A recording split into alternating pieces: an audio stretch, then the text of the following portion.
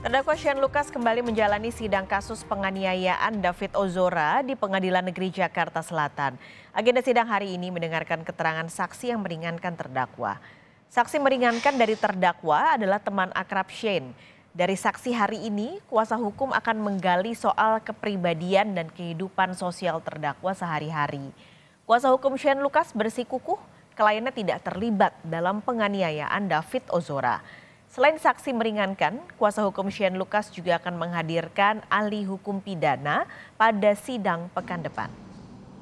Mengajukan dua saksi adecat, seyogianya hari ini, tapi yang terkonfirmasi hadir satu orang. Jadi minggu depan kami akan menghadirkan saksi adecat satu lagi dan mungkin berbarengan dengan, kami belum konfirmasi dengan ahli kami, ahli pidana, tapi kami akan mengajukan ahli pidana. Kehidupan sosial keluarganya si Shane dan juga finansialnya untuk menjelaskan itu, dan juga keberadaan Shane bagaimana dengan pertemanan dia dan pergaulannya selama ini dan sampai saat.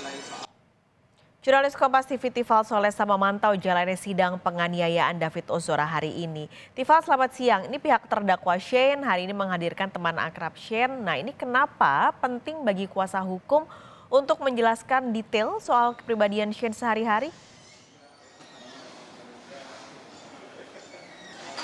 Ini untuk menegaskan posisi Shane yang secara psikologis dalam kepribadiannya sehari-hari tidak pernah melakukan tindak kejahatan apapun, terutama dari profil Shane menurut keterangan dari temannya yang menjadi saksi hari ini, Elcio Aristo, panggilannya Cio begitu, dalam kesaksian hari ini bahwa Shane itu dalam kesehariannya yang ia kenal tidak pernah terlibat dalam tindak kejahatan ataupun juga terlibat tawuran atau sejenisnya begitu, bahkan tidak pernah dikenal sebagai sosok yang temperamental atau mudah emosional begitu. Itu yang diterangkan atau ditegaskan dalam keterangan saksi Elcio Aristo di ruang sidang utama Pengadilan Negeri Jakarta Selatan dengan posisi sebagai saksi meringankan terdakwa terhadap Shane Lucas Lumbantoruan yang ikut menjadi terdakwa dalam kasus penganiayaan berat terencana terhadap korban David Ozora di Pengadilan Negeri Jakarta Selatan hari ini. Tadi selain dari profil terdakwa, kemudian sosok yang dikenal dari kepribadian Shane ini oleh saksi begitu, ia juga sempat menjelaskan soal kondisi sosial ekonomi keluarga terdakwa. Ia menyampaikan untuk kondisi keluarga yang dikenal cukup sederhana, ayah terdakwa juga diketahui sudah tidak bekerja sejak pandemi COVID-19 bahkan hingga saat ini, yang menuntut akhirnya Shane ini selepas lulus di tingkat sekolah menengah atas harus melakukan harus bekerja langsung, tidak melanjutkan studi ke jenjang yang lebih tinggi dengan alasan untuk membantu tumpuan ekonomi keluarga begitu.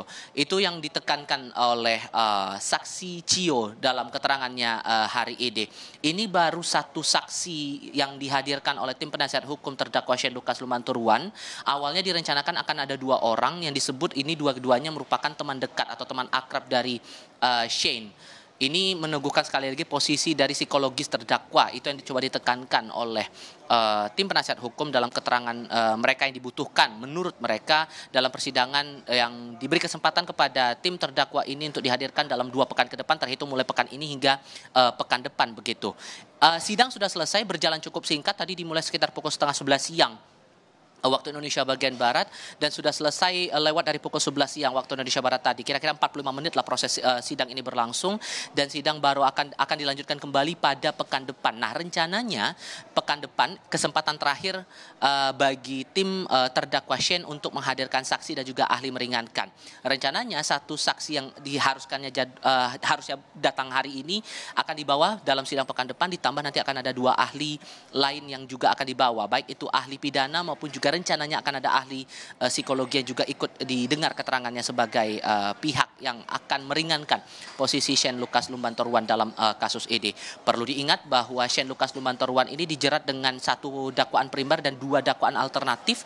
Tidak hanya dijerat dengan pasal penganiayaan berat terencana sesuai dengan pasal 355 ayat 1 Kitab Undang-Undang Hukum Pidana yang disebutkan oleh jaksa penuntut umum bahwa ia bersama dengan terdakwa Mario Dandi Satrio dan pelaku anak AG melakukan perencanaan menganiaya David Ozora hingga mengalami luka fatal yang sebelumnya penganiayaan itu dilakukan perencanaan terlebih dahulu. Ditambah lagi ada dakwaan alternatif, Shane Lucas Lumantorwan ini dikenakan pasal 56 ayat 2 Kitab Undang-Undang Hukum Pidana. Ia didakwa melakukan upaya sebagai pembantu kejahatan dalam penganiayaan berat terhadap David Ozora.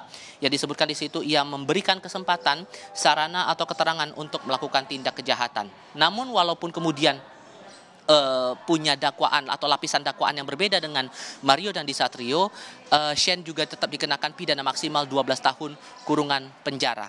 Nah, yang menarik untuk dicermati kemudian adalah saksi berikutnya apakah juga akan menekankan hal yang sama atau mungkin ada keterangan lain yang menarik untuk disimak. Tentu ini juga masih harus kita simak lagi perjalanan sidang untuk Shane Lucas Lumantorwan, terutama yang akan dilanjutkan lagi persidangannya pada pekan depan di tanggal 3 Agustus 2023. Paskalis. Terima kasih Tifal Solesa melaporkan langsung dari Pengadilan Negeri Jakarta Selatan.